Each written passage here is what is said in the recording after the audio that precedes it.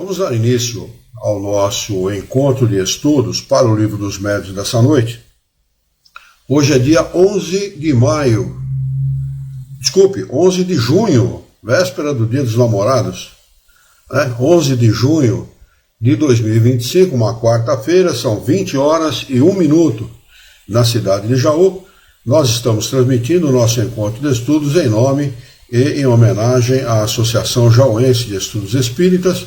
Estamos localizados na cidade de Jaú, estado de São Paulo, Brasil. Bem-vindo a todos vocês que estão conosco pelas redes sociais. Obrigado, Alexandre, Eliane, Celso, obrigado a todos vocês, Diniz, lá pelo YouTube, o Jorge, a Alzeni, a todos vocês que estão conosco, com imenso prazer, com imensa alegria que nós recebemos a todos para os nossos estudos, da nossa querida doutrina dos Espíritos.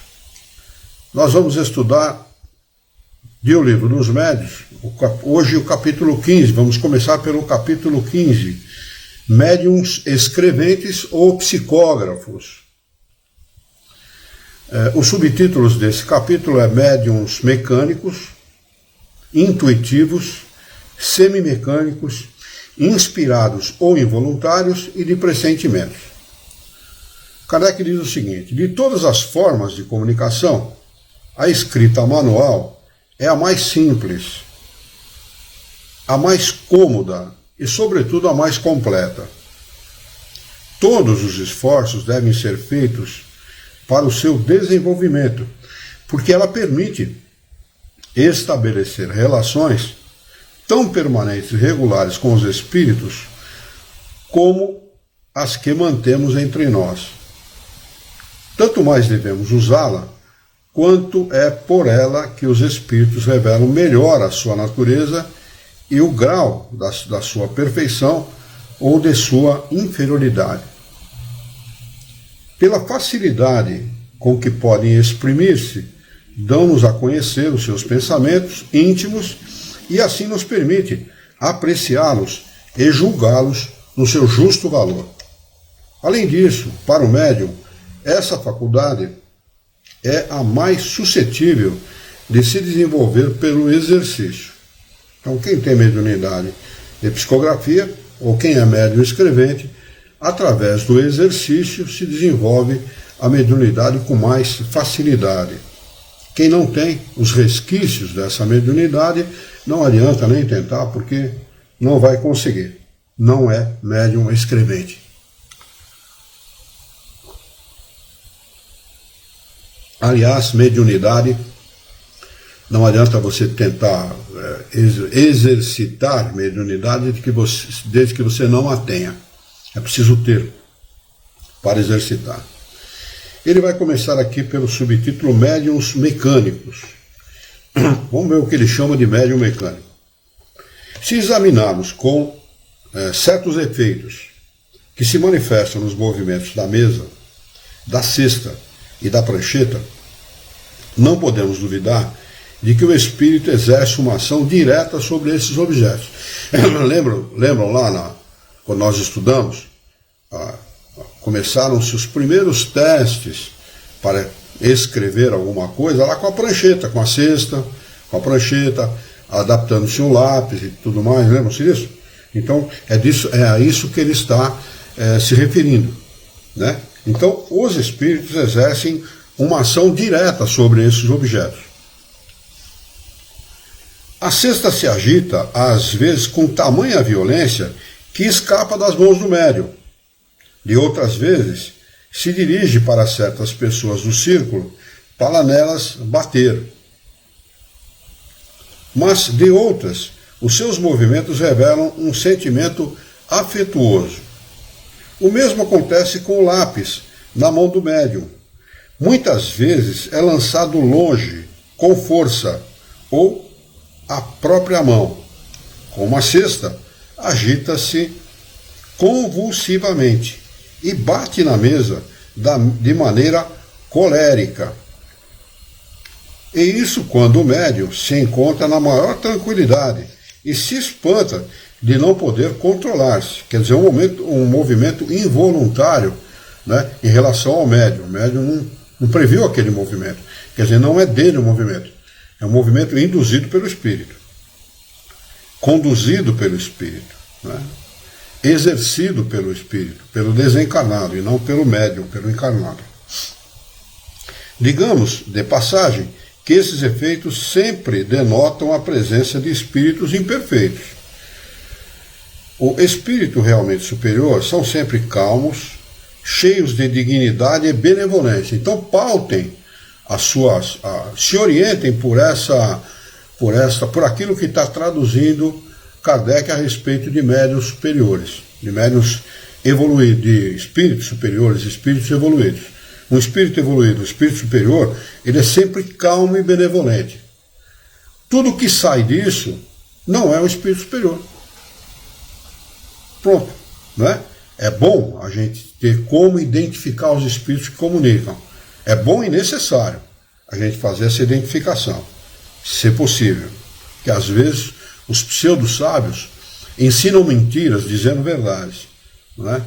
Então precisa tomar muito cuidado também. Os espíritos realmente superiores são sempre calmos, cheios de dignidade e benevolência. Se não são ouvidos de maneira conveniente, afastam-se e outros lhe tomam o lugar.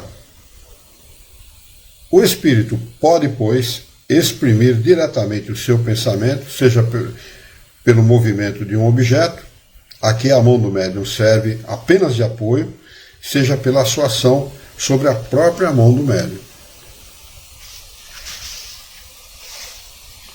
Quando o espírito age diretamente sobre a mão, dá-lhe uma impulsão completamente independente da vontade do médium. Ela avança sem interrupção e contra a vontade do médium, enquanto o espírito tiver alguma coisa a dizer, e estaca quando ele o disser. O que caracteriza o fenômeno nesta circunstância é que o médium não tem a menor consciência do que escreve. A inconsciência absoluta, nesse caso, caracteriza os que chamamos de médiuns passivos ou mecânicos. Esta faculdade é tanto mais valiosa quanto pode deixar a menor dúvida sobre a independência do pensamento daquele que escreve. Aqui tem o rodapé de número 1, do professor José Herculano Pires, que diz o seguinte: o acerto de Kardec, na importância que atribui à psicografia direta, está sobejamente provado pela sua própria obra e por toda a imensa bibliografia mediúnica lançada no mundo. No Brasil, basta atentarmos para a obra exemplar de Francisco Cândido Xavier. Agora ele vai tratar de médiuns intuitivos. Quando ele fala aqui a respeito dos médiuns involuntários ou mecânicos, passivos ou mecânicos, como queiram, ele não está falando de gente que põe a mão no rosto, ou que está dormindo, ou que está desacordado, coisa nenhuma. É acordado mesmo. Ele movimenta a mão, começa a escrever, não sabe o que está escrevendo, é involuntário o movimento da mão dele. Quem comanda a mão é o espírito, é o desencarnado, e não o encarnado. Estaca, para. De um momento para o outro, a partir do momento que o espírito já disse tudo o que ele queria dizer.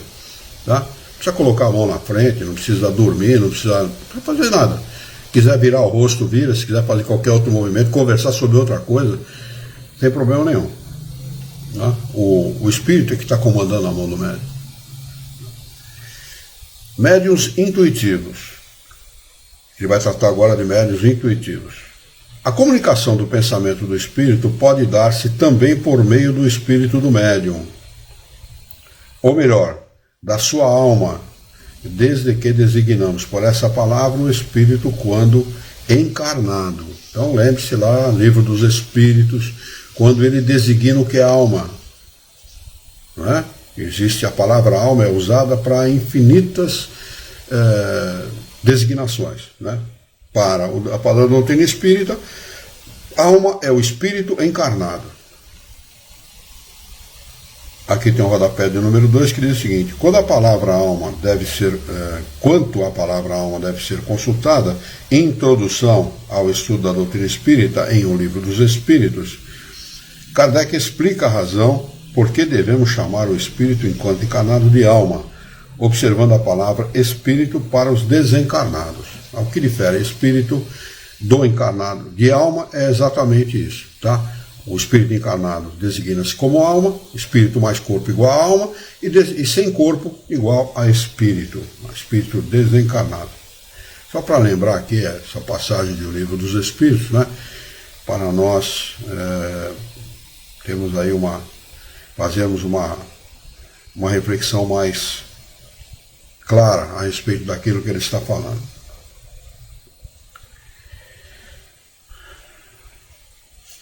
Tá. O espírito comunicante, nesse caso, não age sobre a mão para fazê-la escrever, não a toma nem a guia, agindo sobre a alma com a qual se identifica. É então a alma do médium que, sob essa impulsão, dirige a mão e esta o lápis. De pensamento para pensamento, o espírito envia o seu pensamento para o médium capta esse pensamento e o traduz através da escrita, ou através de outros meios mediúnicos. Mas aqui, como ele está tratando de escrita, de médios escreventes e intuitivos, então através da escrita, tá bem? Então não é diretamente pelo espírito. No caso do médium mecânico, não tem nada a ver com esta situação de pensamento para pensamento. O próprio espírito toma a mão do médium, que tem essa condição mediúnica, e escreve. Neste outro caso, do médium intuitivo, ele inspira o médium e o médium traduz no papel a inspiração que está recebendo. Nós temos aqui um fato importante que se deve conhecer, diz Kardec. O espírito comunicante não substitui a alma do médium, porque não poderia deslocá-la do corpo. Portanto, ele está dizendo aqui, em outras palavras, que não existe incorporação, como muita gente deseja. Incorporação é impossível. Só um espírito pode dominar aquele corpo. Não há possibilidade de um segundo espírito dominar o corpo no lugar do espírito encarnado. Tá bem? Então isso não existe. Não é possível. Porque o espírito está ligado ao corpo, molécula a molécula. Reportem-se ao livro A Gênese de Kardec, tá? Quando ele vai tratar desse assunto. Domina, sem que isso dependa da vontade dela. Ele imprime a sua vontade própria. Assim, o papel da alma não é absolutamente passivo. É ela que recebe o pensamento do espírito e o transmite. Pensamento para pensamento, traduz no papel. Nessa situação, o médium tem consciência do que escreve, embora não se trate do próprio pensamento. É o que se chama médium intuitivo. Aqui tem um rodapé de número 3, do professor José Herculano Pires, que diz o seguinte: esta explicação de Kardec sobre o mecanismo da mediunidade ou o ato mediúnico afasta a ideia falsa que geralmente se faz de que o espírito comunicante se incorpora no médium. Não há realmente incorporação, mas apenas sintonia ou indução mental. Não sei se a palavra indução mental é apropriada, né? Mas de qualquer maneira o professor, que tem muito mais conhecimento sobre doutrina espírita do que eu, está usando a palavra. A afirmação de que o espírito comunicante domina a alma do médium parece contraditada pela afirmação seguinte de que a alma não é passiva. Basta lembrar que o domínio se refere apenas ao estabelecimento da relação fluídica, pois se o médium não quiser, não transmite a mensagem, para compreender-se que não há contradição. O ato mediúnico é resultante de colaboração. O médium deseja servir ao desencarnado e oferece a sua mediunidade a ele para que ele se manifeste. É assim que funciona. Então, é um ato deliberativo do médium, por decisão do médium. Tá? Se ele não quiser, ele não precisa fazê-lo. Não tem obrigação nenhuma de fazer, aliás. Né? Sendo dessa maneira, dir-se-ia, nada prova que seja outro espírito, e não o do médium que escreve. A distinção, de fato, é às vezes bastante difícil de se fazer. Mas pode ser que isso pouco importe. Pode-se, entretanto, conhecer o pensamento sugerido pela razão de não ser jamais pré-concebido. Não estava nas ordens de preocupação, na orientação da preocupação do médium naquele momento. Ele escreve uma mensagem que não tem nada a ver com aquilo que ele está pensando. Isso pode servir para o próprio médium entender que ele não está sendo... o pensamento que ele escreveu ou que ele falou através da sua mediunidade falante não tem nada a ver com ele. Embora crie não só dúvidas para a pessoa que faz a pesquisa, mas também para o próprio médium. Porque ele acha que é coisa dele, é coisa do meu pensamento, e não é. Há meios da gente medir isso, né? O médium que vai ao centro espírita, deixa todos os seus afazeres em casa, marido, esposa, filhos, afazeres relativos à sua profissão e outras coisas, porque muita gente leva serviço para casa, e vai para um centro espírita trabalhar, ele está ali, primeiro, voluntariamente, segundo, por amor à doutrina espírita e ao serviço dos espíritos. A serviço dos espíritos. Portanto, não há o que se duvidar disso. Ele está agindo de maneira séria. Os espíritos sérios, perfeitos não, mas os mais ligados à busca da verdade, só se ligam a pessoas sérias, a pessoas que agem de forma séria. Então não há por que duvidar de si mesmo, não há por que duvidar daquela mensagem que foi trazida, não é? Principalmente quando a mensagem não é de ordem geral, né? Mas mensagens dirigidas, por exemplo, a determinadas pessoas, a um determinado grupo. Pois não, Alexandre? Seria uma incoerência, né, Luiz? Se não fosse dessa forma que está sendo dito, né? Quer dizer, se você tem um bom espírito e uma pessoa bem intencionada na condição de médium, né? Como você falou, se doando num centro espírita, não teria razoabilidade, né? A gente sempre fala da razão, da coisa lógica dentro da doutrina espírita, né? E acho que aí está mais uma prova disso, não, Luiz? Quer dizer, um bom espírito, um espírito bem intencionado, ele não se prestaria a isso. E nem um médium bem intencionado, né? O problema está justamente aí, aonde estão as más intenções, sejam dos encarnados ou dos desencarnados. Quando você tem uma comunicação bem intencionada, você tem um resultado lógico, né? Racional, né? Sem dúvida, sem dúvida. Principalmente quando o médium não é levado por fantasias, por falta de conhecimento ou por vaidade, né? No movimento espírita está eivado de vaidade, contaminado por vaidade, né? Então, só o próprio sentimento de vaidade leva os maus espíritos, os espíritos interessados em coisas equivocadas, leva esses espíritos a aproximar-se desses médiuns.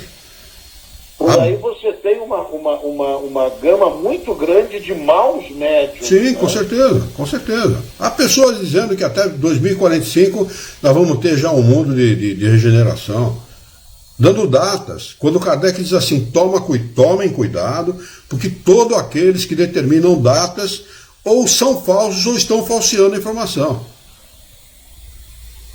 Encarnados e desencarnados. Tem médio aí que é gente de passarela aí, que são considerados os bambambãs da coisa e tal, falando esse tipo de absurdo, esse tipo de bobagem. Entendeu? Não tem data marcada para coisa nenhuma. Quem sabe do futuro é somente o Criador. E os espíritos que o sabem não revelam, porque não tem ordem para revelar. Portanto, é gente falsa, gente vaidosa, que só quer uma coisa, o joinha lá na página dele. É só isso que ele deseja. É vaidade pura, é coisa de ser humano. Infelizmente, a realidade é essa. Dá uma reiniciada na tua internet, Alexandre, que você está com um problema aí de... Está com dificuldade a sua transmissão, viu? A sua imagem está com dificuldade para aparecer aqui. Aqui tem, deixa eu ver aqui. Tá. Pode-se ainda estar além do conhecimento e da capacidade do médium. Aqui tem o rodapé do número 4, note-se que as distinções indicadas para a separação do pensamento sugerido constituem elementos bem característicos do pensamento estranho. Assim, se dificuldade de distinção decorre mais da falta de conhecimento do problema e da incompreensão das leis do pensamento, de que as condições supostamente confusas do que das situações supostamente confusas da transmissão. Falta de conhecimento, pura e simplesmente. Né? O médium não tem conhecimento e por isso acaba pensando ou sendo levado a pensar de que ele mesmo está falseando uma comunicação, que aquela comunicação não é de espírito, coisa nenhuma, é dele.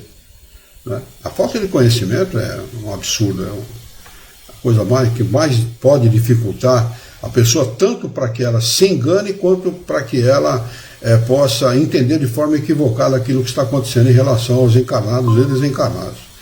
Melhorou bem agora, viu, Alexandre? Agora está legal. Melhorou? Melhorou.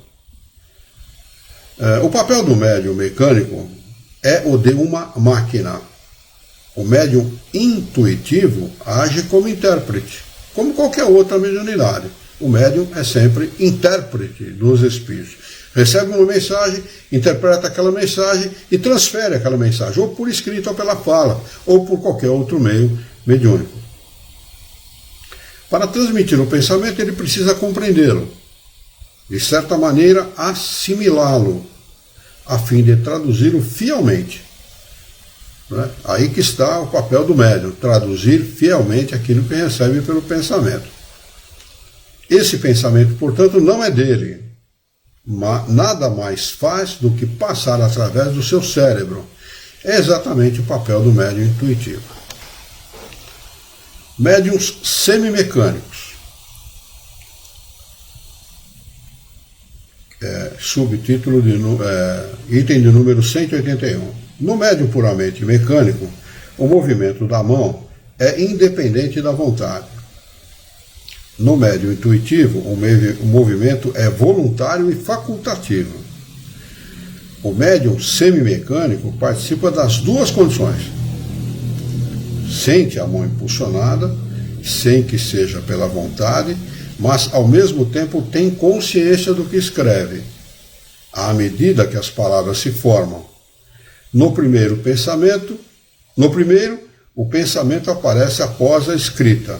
No segundo, antes da escrita. No terceiro, ao mesmo tempo. Esses últimos médiuns são os mais numerosos. Então, o médium semimecânico é o mais numeroso que existe. É o mais comum que existe. Né? Médiuns inspirados.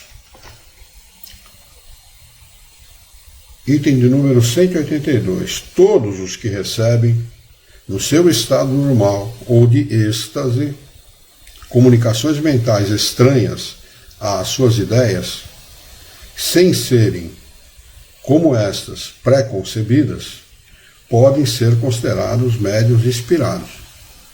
Isso vale para uma série de coisas, né? Um escritor, um poeta, aquele que compõe músicas, etc., são médiuns inspirados. Tá? São médiuns inspirados. E o médium espírita, né? O médium católico, o médium evangélico. Né? Há médiuns em todos os lugares, não existe só médium espírita. O espiritismo não descobriu a mediunidade. Né? Ele estudou a mediunidade e conseguiu encontrar as leis que regem o fenômeno. Né? Isso é o que fez o espiritismo, a pesquisa, para saber quais são as leis. Né? Mas existem médiuns em todos os lugares. Chico era um médium católico. O Chico, nosso Francisco Cândido Xavier, era um médium católico. Começou a receber os seus encontros com os espíritos, começaram dentro da Igreja Católica. Basta lá vocês lerem a história do Chico, que vocês vão ver isso. Então o Chico era um médium católico. Né? A realidade é essa. Né? E não estou aqui denegrindo a imagem dele, muito pelo contrário, é a realidade, é a verdade. Né? É um fato. Não é uma invenção minha, não. Tá? Trata-se de uma variedade intuitiva, com a diferença de que a intervenção de uma potência oculta é bem menos sensível. Tá? O espírito que inspira, o médium inspirado, aquele que joga o pensamento para o médium inspirado, ele atua muito mais, vamos dizer assim, na sombra do que ostensivamente. No caso do médium mecânico, semimecânico, do médium intuitivo, é mais visível essa ação dos espíritos, vamos dizer assim. Né? Visível, entre aspas, né? Muito mais sentida, vamos dizer assim. No médium inspirado, não. O médium acaba fazendo, se não é para o médium intuitivo, ele faz confusão entre o pensamento dele e o pensamento do espírito, muitas vezes duvidando do próprio pensamento. No médium inspirado, então, essa dúvida é cruel, porque ele vai realmente confundir. Né? Confundir assim, achar que é dele o pensamento. Não tem nada a ver com o espírito, com coisa nenhuma. É meu, o pensamento é meu, está acabado. Fui eu que pensei nisso e acabou. Né? Mas também por o espírito pouco importa, né? O que vale é o resultado final da coisa e não a coisa em si, né?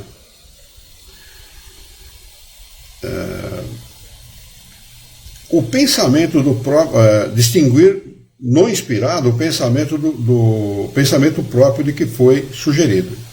O que caracteriza esse último é, sobretudo, a espontaneidade.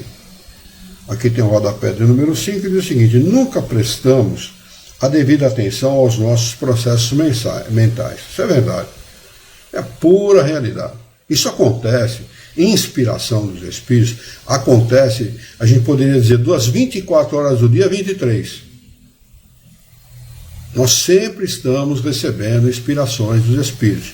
Como nós temos livre-arbítrio, eles têm que ficar na sombra mesmo, eles não podem dar a conhecer aquilo que eles estão inspirando.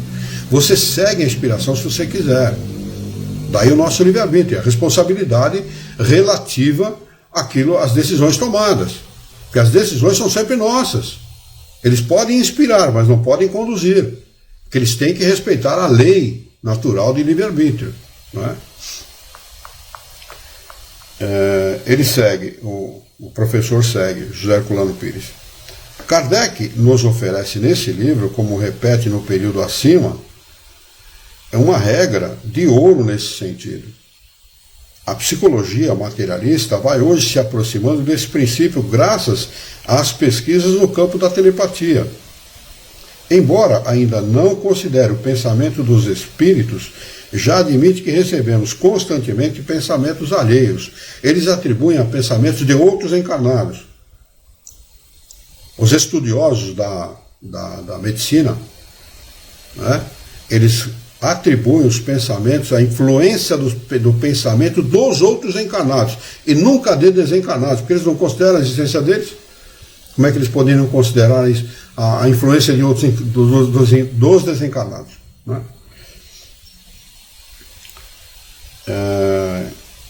Embora não considere o pensamento dos espíritos, já admite que recebemos constantemente pensamentos alheios. A observação permite-nos dividir perfeitamente o pensamento que produzimos aos poucos em nossa mente do que os que nos são sugeridos. Kardec segue: recebemos a inspiração dos espíritos que nos influenciam para o bem ou para o mal. Acontece das duas maneiras. Depende daquilo que... para onde você deixa conduzir o seu pensamento.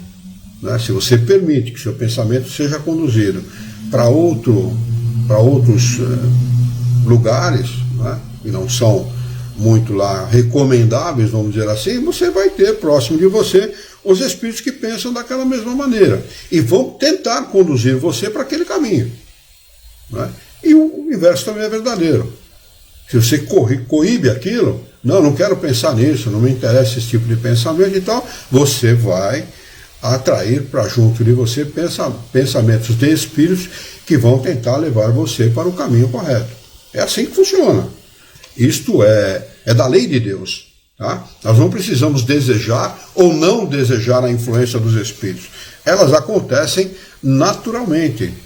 Como quando Kardec trata de mediunidade, ele diz assim: há poucas pessoas no mundo que não têm os resquícios da mediunidade. Pouquíssimas. Além do que, todos nós somos médiuns, porque recebemos a influência dos espíritos. Não é? Quando ele fala assim que todos são médiuns, porque recebem a influência dos espíritos, ele está dizendo isso aqui. O que é a influência dos espíritos, se não a influência através do pensamento? Eles não podem agir pela mão, porque eles não têm mão. Eles não podem agir fisicamente, porque não têm corpo. Como é que eles podem agir? Pelo pensamento, única e exclusivamente pelo pensamento. É assim que eles agem. Não é? Então, ódio, raiva, rancor, inveja, maledicência, tudo isso é conduzido pelos desencarnados que pensam daquela mesma maneira. Que desejam que você não saia do quadrado, né? Daquele limite estabelecido para a humanidade. Por isso que a gente vê muito mais, um número muito maior de pessoas agindo equivocadamente do que agindo bem. Quando você age bem, você sai fora do quadrado, você é colocado de lado. Isso não serve. Não é da turma. Não pertence para a turma. E é assim mesmo, você não pertence para a turma. Você é um cara estranho. Um cara estranho, pô, ele pensa diferente, ele acha que é melhor que todo mundo e tal. E não é isso. Né? Apenas ele está procurando conduzir o seu pensamento para o bom caminho, para as coisas boas. Né? E acaba realmente, só pelo fato de pensar diferente, sendo excluído do grupo. Né? Mas ela é principalmente a ajuda dos que desejam o nosso bem. Os que desejam o nosso bem nos ajudam pelo pensamento, e cujos conselhos rejeitamos com muita frequência. Olha que interessante. Os caras querem o nosso bem, a gente rejeita, simplesmente rejeita, porque não é fácil fazer o bem. É uma coisa que dá muito trabalho. Fazer o mal é só cruzar os braços. Isso tem um nome, chama-se omissão. Deixa acontecer. Né? Vida leva eu, deixa a vida me levar. Não tem aquele sambinha do sujeito lá, que os caras gostam de cantar? É assim. Vida leva eu, deixa a vida me levar. Tá? Quem age assim, age com muito mais, vive com muito mais facilidade do ponto de vista humano, do ponto de vista dos encarnados. Quem procura agir corretamente, ele dá trabalho. Ele é obrigado a agir corretamente. Quando ele tenta agir corretamente, ele tem que elaborar mais as coisas, fazer melhor as coisas, corrigir aquilo que ele está fazendo de errado, saber o que ele está fazendo de certo e de errado. Uma vez um sujeito me perguntou isso: Luiz, por que dá tanto trabalho ser correto? Inclusive um cara incorreto, um cara que foi mandado embora de uma empresa porque roubou a empresa. Eu falei, é isso mesmo. Agir no bem, agir para o bem, dá trabalho mesmo. É assim mesmo, é natural, é da vida. Né? Então, se agir incorretamente é a coisa mais simples do mundo. É só não se importar com as coisas. É muito fácil cruzar os braços. Eu não ligo para a política, eu não ligo para a sociedade, cada um que viva a sua vida. Quiser beber, quiser fumar, quiser fazer sexo grupal, que faz. Cada um é o problema de cada um. E não é o problema de cada um. Porque o bem de cada um é o bem de todos, e o mal de cada um é o mal de todos. Nós vivemos em comunidade, que as pessoas não se esqueçam disso. Tá? Não tem nada a ver com fulano, tem sim, nós temos tudo a ver com todos. Tudo a ver com todos. Não é? O bem que atinge o nosso vizinho, nos atinge por consequência. E o bem que nós procuramos provocar, provoca o bem de todos. Provoca o bem geral. Não é? Nós não temos que nos importar com aqueles que não se importam com as coisas. Nós temos que nos importar com todos. Não é ser palmatória do mundo, não, querer corrigir todo mundo. Não é disso que eu estou falando, não. Eu estou falando em agir corretamente. Em aproveitar essas inspirações que recebemos dos bons espíritos, daqueles que nos querem o bem, daqueles que nos amam, não é? E aproveitar essas inspirações e fazer o bem. É isso que nós precisamos fazer. Olha como ele diz aqui. Mas ela é, as inspirações, principalmente a ajuda dos que desejam o nosso bem, e cujos conselhos rejeitamos com muita frequência. Que as pessoas se atentem para isso, viu? que as pessoas se atentem para isso. Não falta ajuda. Quando a gente fala assim, Deus me esqueceu, mentira, velho. Deus não esquece ninguém, não. Deus está sempre do nosso lado. Eu acho muito interessante aquela inspiração daquele compositor que diz que quando ele pensava que ele estava caminhando sozinho, Jesus o carregava no colo. Muito, muito, muito bem inspirada aquela composição, porque é realmente assim mesmo. Quando a gente pensa que está sozinho, que está a sós com os nossos sofrimentos, nós estamos sendo carregados por aqueles que nos querem o bem. Não é? Então, que as pessoas se atentem para esses ensinamentos de Kardec e dos bons espíritos. Deixa eu ver se tem aqui. O Jorge diz lei de afinidade. É exatamente isso, viu, Jorge? Lei de afinidade, ela que comanda as nossas vidas. Kardec segue. Aplica-se a todas as circunstâncias da vida nas soluções que devemos tomar. Estas inspirações aplica-se a todas as circunstâncias, todas, da vida, nas resoluções que devemos tomar. Quando nós tomamos uma resolução, por isso que indica-se que faça uma prece, peça a inspiração dos bons espíritos, peça a ajuda do Criador, e ela vem, independentemente de você pedir ou não. Sabe que com muita frequência nós rejeitamos essa ajuda, na frase anterior, não é? Então, aplica-se a todas as circunstâncias da vida, nas resoluções que devemos tomar. Quando você tem que tomar uma decisão, a ajuda vem antes, ela já veio. Você que não notou, que não quis notar. Mas você recebeu aquela inspiração, não faça. Você vai se dar mal, então faça, aproveite a oportunidade. Quanta gente não joga boas oportunidades fora? Joga fora, deixa passar a oportunidade. E uma oportunidade perdida jamais volta, né?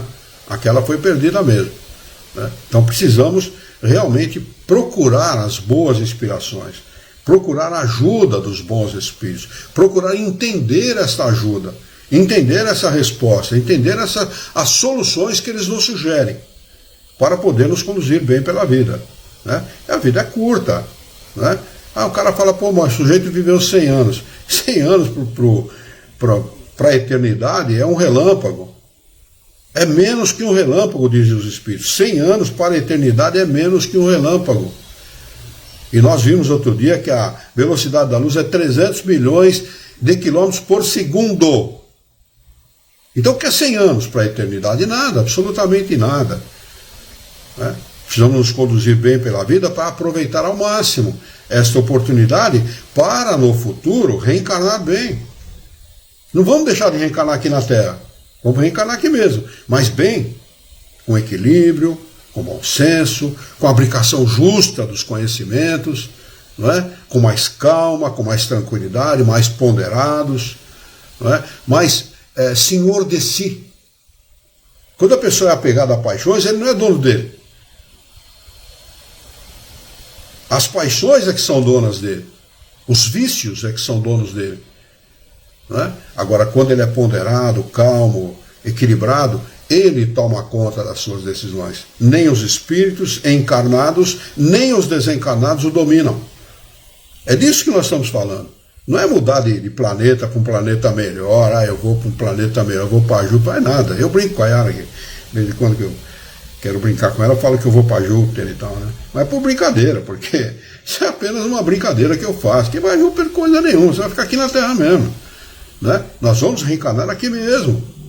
Mas lutar, trabalhar intensamente para merecer uma encarnação, uma reencarnação melhor.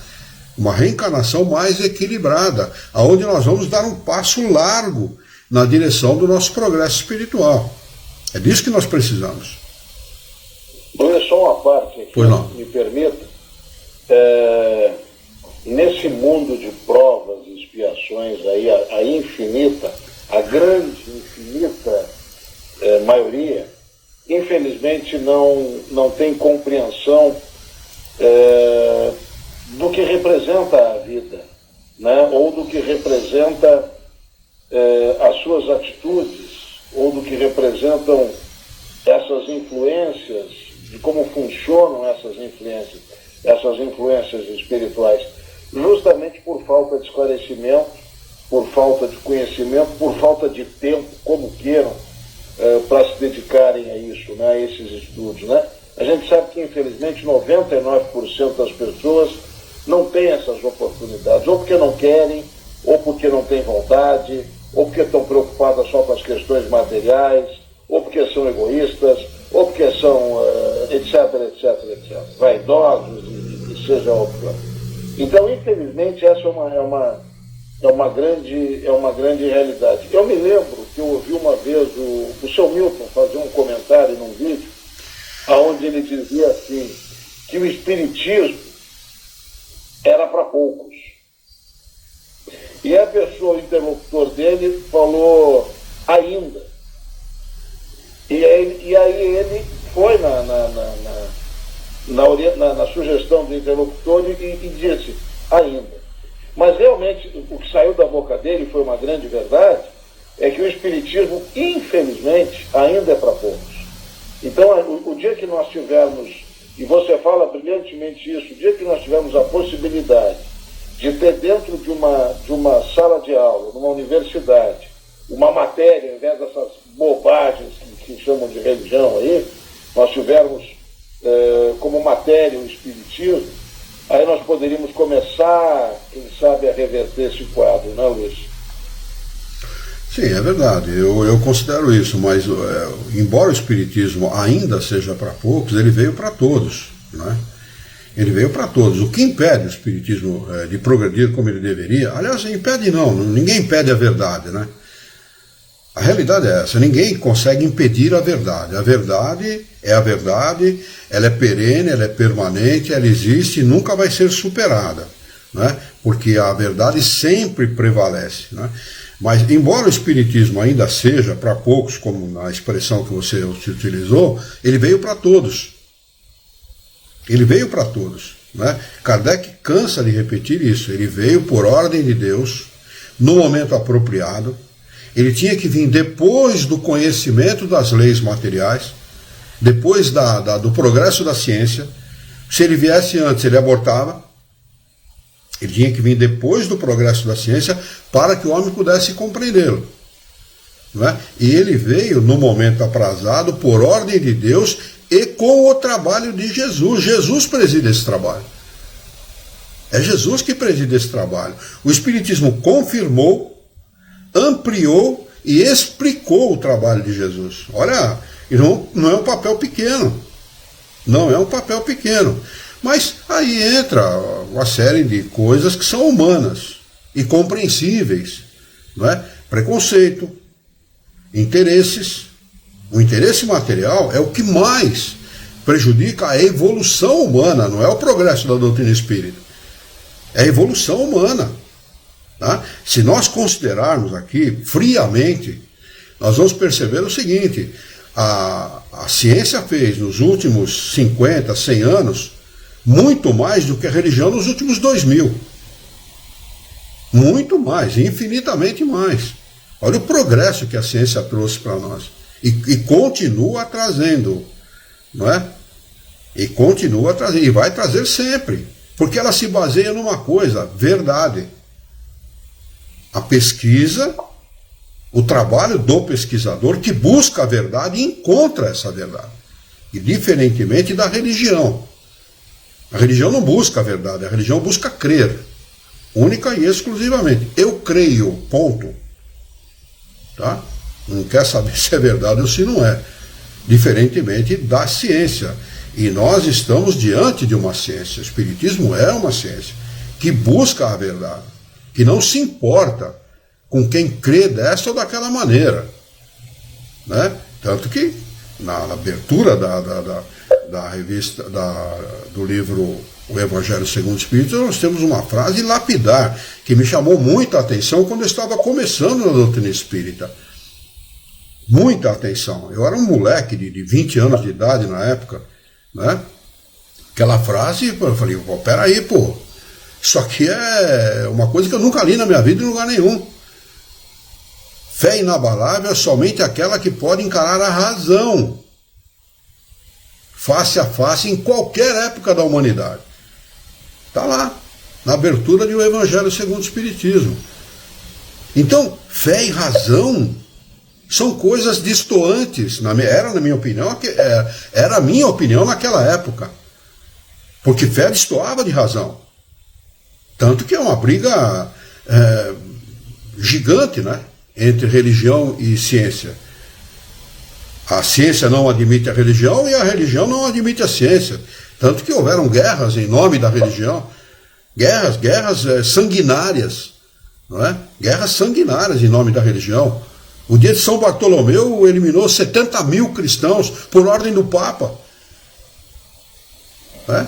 Que achavam que os caras eram hereges, que acreditavam dessa e daquela maneira e tal. Quer dizer, olha, é um absurdo. Tanto fé e razão nunca se coadunaram. Nunca andaram paralelamente, diferentemente da doutrina espírita.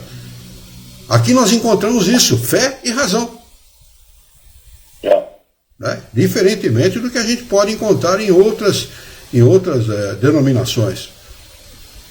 Mas eu acredito que, como 100 anos é menos que um relâmpago para a eternidade, em muito poucos relâmpagos nós compreenderemos melhor esta ciência, com certeza. Kardec segue. Nesse sentido, pode-se dizer que todos são médiuns, pois não há ninguém que não tenha seus espíritos protetores e familiares, espíritos guias, e os nossos queridos desencarnados, pai, mãe, tio, primos, primas, enfim, os nossos espíritos familiares, que não são espíritos superiores. Diga-se de passagem, viu? Não são espíritos superiores, mas são espíritos que nos amam. E porque nos amam, desejam o nosso bem e nos inspiram para o bem. Muitas vezes, esses espíritos familiares são afastados de seus familiares em trabalhos mediúnicos, dentro dos centros espíritas, porque eles desejam tanto o bem do seu familiar que acabam prejudicando. Já viu aquela mãe que ama incondicionalmente o filho? Que vale tudo o que o filho faz? Inclusive as coisas erradas? Assim são esses espíritos, muitas vezes. Não estou dizendo que são todos assim, mas muitas vezes são assim. Em trabalhos mediúnicos, olha, meu irmão, minha irmã, você está prejudicando. Você precisa adquirir conhecimento primeiro, para depois auxiliar o seu amado, ou a sua amada. Assim como aquele que quer ajudar uma pessoa acidentada e não tem conhecimento de enfermagem ou de medicina, a mesma coisa. Precisa adquirir conhecimento primeiro, se fortalecer. Depois você volta para ajudar. Muitos são afastados, né? Mas todos nós temos o nosso espírito guia, chamado anjo da guarda, e temos os nossos espíritos familiares, que trabalham tanto quanto Deus o permite, no sentido de nos auxiliar. Ele segue, que tudo fazem para transmitir bons pensamentos aos seus protegidos. Se todos estivessem compenetrados dessa verdade, com mais frequência se recorreria à inspiração do anjo guardião, anjo da guarda ou espírito guia, nos momentos em que não se sabe o que dizer ou fazer. Dizer ou fazer. Se você não sabe o que você vai dizer, cale. Papai falava assim, boca fechada não entra mosca. Não é? Então cale, fique quieto. É melhor ficar quieto, não dizer nada, do que dizer bobagem, do que dizer besteira. É o que muita gente faz em nome da doutrina espírita. Não sabe o que dizer e fala bobagem. Ou então dá a resposta totalmente equivocada, totalmente errada, sem conhecimento. O que leva muita gente a erro, que induz ao erro. E vão ter que responder por isso, viu? Não fica barato não. Que se invoque o espírito protetor com fervor e confiança, que se invoque. Como é que se invoca nosso espírito protetor, nosso espírito guia, nosso anjo da guarda? Pela prece. A prece é uma poderosa ferramenta de ligação do homem com Deus, do homem com seu espírito guia, do homem com os bons espíritos. Então que se invoque o espírito protetor com fervor e confiança nos casos de necessidade, e mais assiduamente se admirará das ideias que surgirão como por encanto, seja para auxiliar numa decisão ou em alguma coisa a fazer. Se nenhuma ideia surgir imediatamente, é que se deve esperar. A prova de que se trata de ideia sugerida está precisamente em que ela, se fosse da pessoa, estaria sempre ao seu dispor. Precisa mais, não? Precisa maior explicação que essa. E às vezes, muitas das vezes, a gente dorme com o problema e acorda com a solução, porque recebe essas inspirações durante o sono, durante a atividade do espírito ao longo do sono. Essas 8, 9 horas, 7 horas que nós passamos dormindo. Não é? Então, a resposta sempre vem. É que o homem quer que as coisas aconteçam sempre para ontem, de preferência, né? Não tem a calma necessária para poder aguardar o momento aprazado, o momento correto, né? Não havendo razão para que não se manifeste à vontade. Quem não é cego, basta abrir os olhos para ver o quanto quiser. Da mesma maneira, o que possui ideias próprias sempre tem... desculpe, eu li errado aqui, quero me perdoar. Eu tinha parado aqui e acabei lendo errado. Se elas não surgem à vontade, é que ele precisa buscá-las fora de si mesmo. Aqui tem um rodapé de número 6. Tá. Do tradutor, professor José Herculano Pires. Ele diz o seguinte: a reflexão mental, como a própria etimologia da palavra indica, é a busca de sintonia. Reflexão mental igual a sintonia. Nossas mentes não vivem isoladas, mas num processo de comunhão espiritual que o Espiritismo revelou e pesquisou. Acho que deveria ser pesquisou e revelou, né? A ordem certa das palavras aqui, na minha opinião. Quando pensamos seriamente num problema, atraímos a colaboração de outras mentes, encarnadas ou desencarnadas. Mas o orgulho humano dificilmente permite que certas pessoas aceitem essa verdade, que tudo fazem para negar e rejeitar.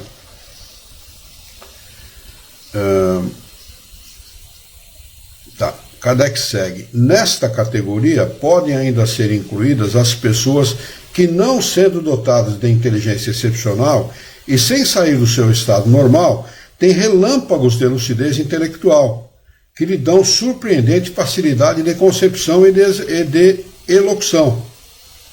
E, em certos casos, o pressentimento do futuro. Nesses momentos, justamente considerados de inspiração, as ideias abundam, seguem-se, encadeiam-se, como que por si mesmas, num impulso involuntário e quase febril. Parece que uma inteligência superior vem ajudar-nos e que o nosso espírito se livra de um fardo. Não é? As mulheres têm muito mais facilidade nesse sentido, porque na hora da dificuldade são muito mais introspectivas, recorrem muito mais à prece, a Deus, à ajuda de Deus, do que o homem, porque o homem sempre oprimiu. O homem, por ser o mais forte fisicamente, sempre oprimiu as mulheres. E a mulher, ao longo do tempo, aprendeu a fazer isso que Kardec está sugerindo. Recolha-se. E a mulher faz isso. Por isso que ela é muito mais intuitiva do que o homem. Recebe com muito mais facilidade as inspirações do que o homem. Kardec segue dizendo o seguinte, 183, item número 183, todos os homens de gênio, artistas, sábios, literatos, são sem dúvida espíritos adiantados, capazes de conceber grandes coisas e de trazê-las em si mesmos. Ora, é precisamente por julgá-los capazes que os espíritos, quando querem realizar certos trabalhos, lhes sugerem as ideias necessárias. E é assim que eles são, na maioria das vezes, médiuns sem o saberem. Eles têm, não obstante, uma vaga intuição de serem assistidos, pois aquele que apela à inspiração faz uma evocação. Se não esperasse ser ouvido, por que haveria de clamar com tanta frequência? Meu bom gênio, venha ajudar-me? As respostas seguintes confirmam esta asserção. Pergunta: qual a causa primeira da inspiração? Resposta: a comunicação mental do espírito. Outra pergunta: a inspiração não se destina apenas a grandes revelações? Resposta: não. Ela se relaciona quase sempre com as mais comuns circunstâncias da vida. Lembrem-se disso, as mais comuns circunstâncias da vida. A educação de um filho, um problema no trabalho, um problema de relacionamento, qualquer dificuldade que a gente tenha, qualquer coisa. Tudo faz parte da nossa vida, tudo faz parte do nosso bem-estar ou da falta dele. Não é?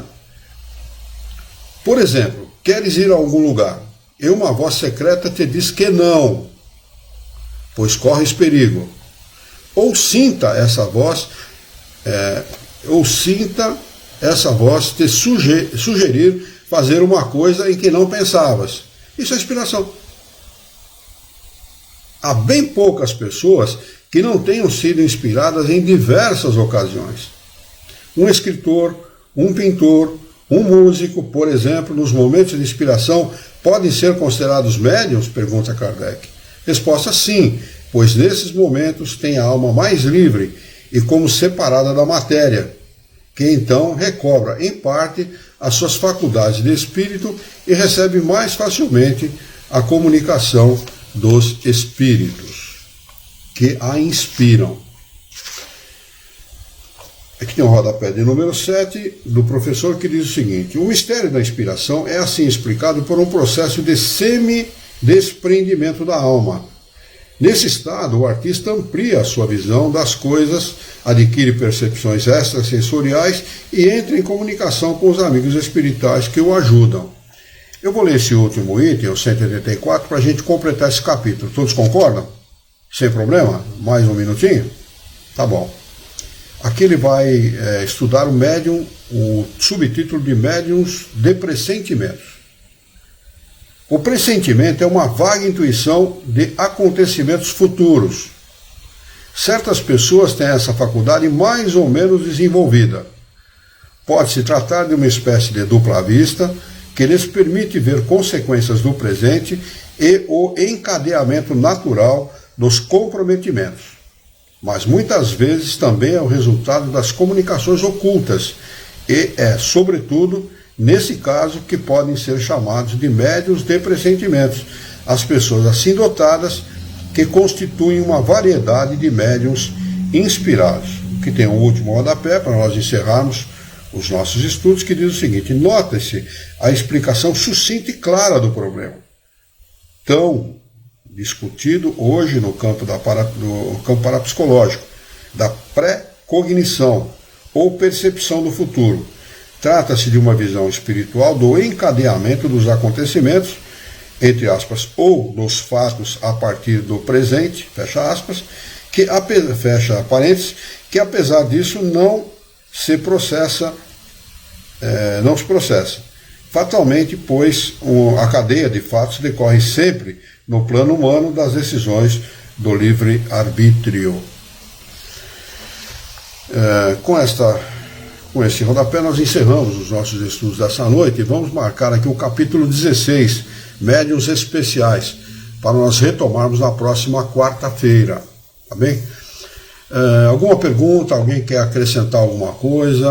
Alguém quer alguma explicação de alguma coisa que ficou vaga? Aqui Jorge diz lei de afinidade. Outra coisa aqui, são os que desejam a nossa transformação moral, sem dúvida. Depois ele diz: cultos, religiões disputam fiéis, mas não esclarece como espiritismo. Sem dúvida, né? Na realidade, Jesus de Nazaré, ampliado e explicado, né? Confirmado, ampliado e explicado, como nas palavras de Kardec. Sem dúvida, é isso aí mesmo, né? Jesus não pôde, naquela época, naquela oportunidade, explicar como ele explica agora no Espiritismo. Ele não podia, ele falava com pessoas semi-selvagens, ele falava com crianças, do ponto de vista intelectual. Nós ainda continuamos crianças, agora do ponto de vista moral, intelectual, do ponto de vista espiritual, desculpe. Mas naquela época era do ponto de vista intelectual. Então eles não tinham intelecto desenvolvido o suficiente para entender. Se ele falasse, não ia resolver nada, absolutamente nada. Então ele deixou resquícios, ele deixou indicações. né, da reencarnação, de causa e consequência, livre-arbítrio, etc. Ele deixou resquícios, né, indicações, orientações amplas, abertas, né, sem fechar questão. Agora, no Espiritismo não, no Espiritismo é diferente. Aqui ele fecha a questão, aqui ele coloca as coisas de forma clara, objetiva, ampla, uma visão ampla, para que o homem, desenvolvido do ponto de vista intelectual, possa entender com clareza o que é ou o que não é, né? E não deixa duplo sentido. O Espiritismo não é ambíguo, ele não deixa nada em duplo sentido. É tudo é ou não é. Não adianta que ele diga, mas quem sabe, não tem quem sabe. Está fechado, foi Jesus que falou, é Jesus que está trazendo esse conhecimento e é assim. Ponto. Não é? Não adianta querer colocar aqui possibilidades, que não existe possibilidade, principalmente em coisas capitais. Estou falando de coisas capitais, não de coisas gerais. Né? Em princípios capitais, o Espiritismo é fechado. Né? Ele não admite mudanças, alterações. Não se altera absolutamente nada nos princípios espíritas. Muito bem. Alguém quer perguntar alguma coisa? Pois não.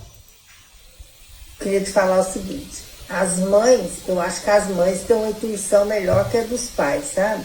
Sem dúvida. Porque a gente tem umas intuições que a hora que a gente fala para os filhos, se eles obedecer, as coisas acontecem, né?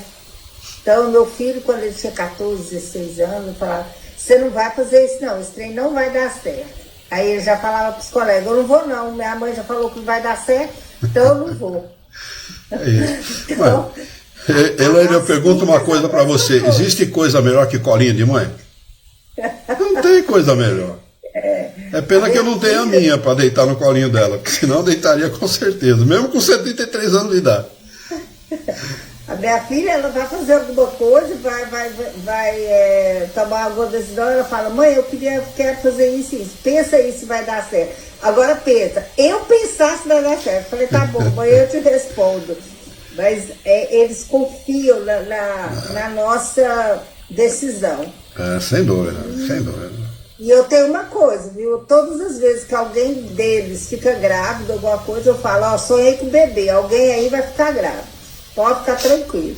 Eu não vou. Falei, alguém tá grávido. Pronto, acabou. E tava, sabe? Os antigos diziam uma coisa, né? Coração de mãe não se engana, né? Eu acho que mãe tem uma sensibilidade, uma intuição, sei lá, a gente sem dúvida. Sabe mais um pouquinho do que os pais. E tem um compromisso muito grande, né? Nossa. O compromisso é enorme, né? O compromisso e a responsabilidade são enormes, né? São muito bem. grandes. Vamos marcar então lá o capítulo 16 para nós retomarmos na próxima quarta-feira. Vamos fazer a nossa prece de encerramento? Muito bem.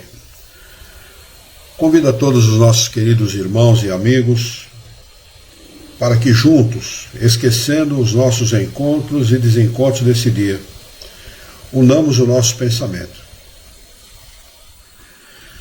Vamos mentalizar a figura excelsa e amiga daquele que é o nosso mestre e modelo e guia de toda a humanidade, Jesus de Nazaré. Juntos com Jesus vamos nos dirigir ao Criador, ao Senhor da vida, fonte inesgotável de paz, de amor, de bondade, de misericórdia e, sobretudo, de sábia justiça, para pedir a Ele bom ânimo, coragem, determinação, ideias renovadas, alegria de viver e muito entusiasmo, para que nós possamos trabalhar e dignificar a vida, auxiliando a comunidade, a sociedade em que vivemos. Dá-nos ainda, Senhor, coragem, confiança, determinação, para que nós possamos orientar a própria existência por um profundo e sincero respeito pelo nosso próximo. E agradecer finalmente pelos estudos dessa noite, que nos trazem a claridade, o entendimento, a compreensão do que nós devemos e precisamos fazer para termos uma encarnação digna de Ti, digna desta oportunidade. E é assim, Senhor, que em Teu nome, em nome de Jesus, em nome dos bons espíritos, em nome do nosso diretor espiritual e de toda a sua equipe, nós declaramos encerrado o nosso encontro de estudos dessa noite. E que assim seja.